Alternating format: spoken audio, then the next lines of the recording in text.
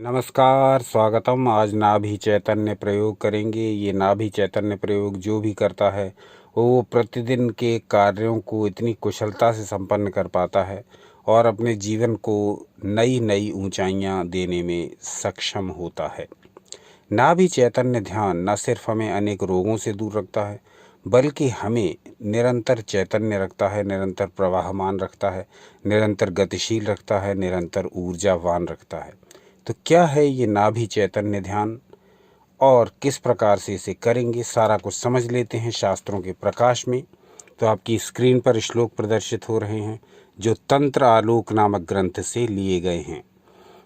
तंत्र आलोक से जो वाक्य हैं वो पहले आपके समक्ष रखते हैं, फिर उनका अर्थ समझते हैं, फिर इस विधि पर आधारित ध्यान की चर्चा करते हैं। तो कहा गया, अधः प्रवाह संरोधा दूर्ध्वक्षेप विवर्जनात् महाप्रकाशमुदय ज्ञानव्यक्तिप्रदायकम् अनुभूय परेधाग्नि मात्रावृत्त्या पुरं विशेत। अर्थात प्राण और अपान की गति को रोककर मध्य दशा का विकास कर उससे उत्पन्न शक्ति की सहायता से ब्रह्मरंध्र में प्रवेश कर योगी परम प्रकाशमय स्थिति में अवस्थित हो जाता है। तो ये बात हुई तंत्र की, योग की, जो इस प्रकार की साधनाएं करते हैं उनकी। लेकिन हमने ये पाया कि इस वाक्य, इन श्लोकों का प्रयोग अलग प्रकार से दैनिक जीवन में किया जा सकता है। तंत्र आलोक के इन वाक्यों का प्रयोग हमने प्रैक्टिकल किया और इसको दैनिक जीवन में कैसे प्रयोग करना है इसकी एक विधि बनाई है। उस विधि को ध्यान से सुन करके, समझ करके करेंगे तो निश्चित रूप से पाएंगे कि जीवन पहले से अधिक ऊर्जावान हो गया है। अब वो रुकावटें, वो बाधाएं, वो विघ्न, वो परेशानियां, वो नेगेटिविटी परेशान नहीं कर रही है, मार्ग में बाधा नहीं बन रही है और हम निरंतर ऊर्जावान रहते हुए अपने जीवन पथ पर अग्रसर होते जा रहे हैं। तो ये नाभि चैतन्य प्रयोग आधारित है तंत्र आलोक के इन श्लोकों पर। अब सीधे विधि पर आ जाते हैं और देखते हैं कि ये प्रयोग हमको दैनिक जीवन में करना कैसे है। नाभि चैतन्य प्रयोग, नाभि ध्यान के विषय में हम बहुत सारे वीडियोस पहले ही बना चुके हैं। इस चैनल पर वो सारे वीडियोस उपलब्ध हैं, आप उनको देख लीजिए, जिससे आपको नाभि के विषय में, नाभि के ऊर्जा केंद्र होने के विषय में पर्याप्त जानकारी मिल जाएगी। नाभि किस प्रकार से हमारे जीवन को प्रभावित करती है, किस प्रकार से हमें ऊर्जा प्रदान करती है, इस सब की जानकारी उन वीडियोस के माध्यम से आपको मिल जाएगी जो नाभि ध्यान के विषय में हमने पहले ही बना दी हैं। आज हम नाभि चैतन्य प्रयोग करेंगे। इसका दैनिक प्रयोग हमें कैसे करना है इसको समझ लीजिए। इसकी शुरुआत हम प्रातःकाल से ही कर देंगे। बहुत कुछ बड़े विशिष्ट प्रयोग नहीं हैं, ये बहुत छोटे छोटे प्रयोग हैं, चलते फिरते इनको किया जा सकता है। इनको अपने दैनिक जीवन में सम्मिलित करके किया जा सकता है।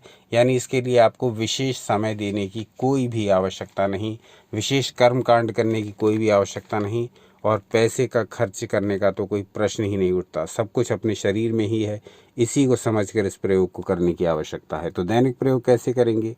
जब हम प्रातःकाल उठते हैं तो उठते ही बिस्तर पर लेटे लेटे ही बिना उठे नाभि के ऊपर ध्यान दें।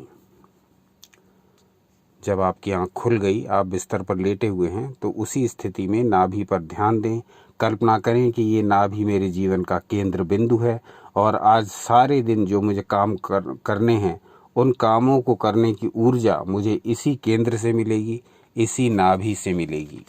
बस इतना सोच करके कुछ सेकंड लगेंगे इसमें, फिर उसके पश्चात उठ करके आप अपनी दिनचर्या में लग जाइए। अब ये पूरे दिन में कभी भी करने वाला प्रयोग है, जिसको आप प्रातःकाल उठने के बाद कभी भी कर सकते हैं रात्रिकाल तक।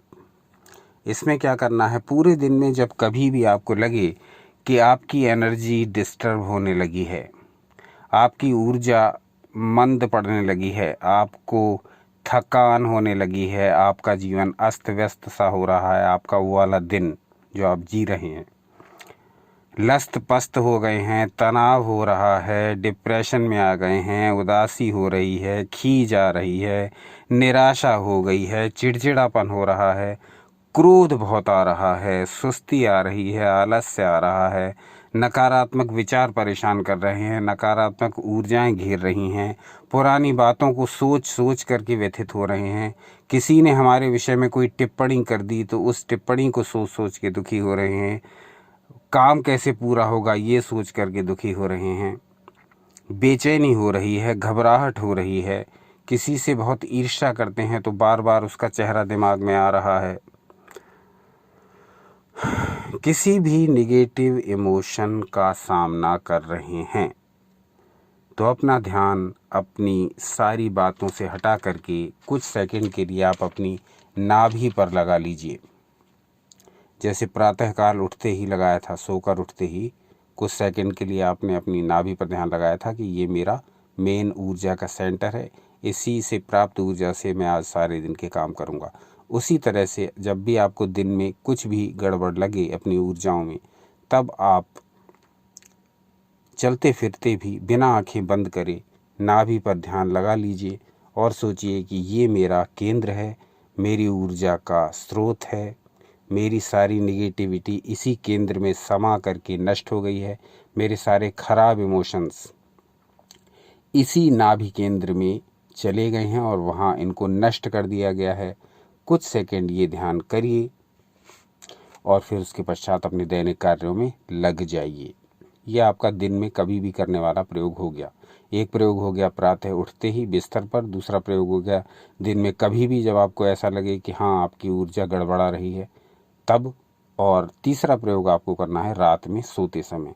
तो कुछ ही सेकंडों के ये प्रयोग आपको इतनी ऊर्जा से भर देंगे कि आप स्वयं आश्चर्यचकित रह जाएंगे। रात्रि में अब आप सोने चले तो सोते समय जब आप बिस्तर पर लेटे हुए हैं तो पूरे शरीर को पूरा ढीला छोड़ दें, एकदम रिलैक्स पोजीशन में आ जाएं। बस सांसों पर थोड़ी देर ध्यान लगाएं। चले वाते चलम चित्तम, जब वायु चलायमान होगी तो चित्त भी चलायमान होगा। थोड़ी देर श्वासों पर ध्यान दें, श्वास कैसे आ रही हैं और कैसे जा रही हैं। कुछ ही सेकंड सांस पर ध्यान लगा लेंगे तो चित्त एकदम शांत हो जाएगा। अब इस शांत चित्त को अपनी नाभि पर ले जाइए, नाभि का ध्यान फिर से करिए, आंखें बंद कर लीजिए। अब ये विचार करिए कि सारा दिन इसी नाभि चक्र की ऊर्जा द्वारा ही मैं कार्यरत रहा या कार्यरत रही। अब इसके ही सानिध्य में मैं विश्राम करता हूँ या करती हूँ। इसकी ऊर्जा से जब मैं सो रहा हूँ या सो रही हूँ तो सोते समय मेरे संपूर्ण शरीर में ये नाभि की ऊर्जा फैल जाए, मेरी समस्त कोशिकाओं की रिपेयरिंग करे, मेरी समस्त कोशिकाओं को रिचार्ज करे।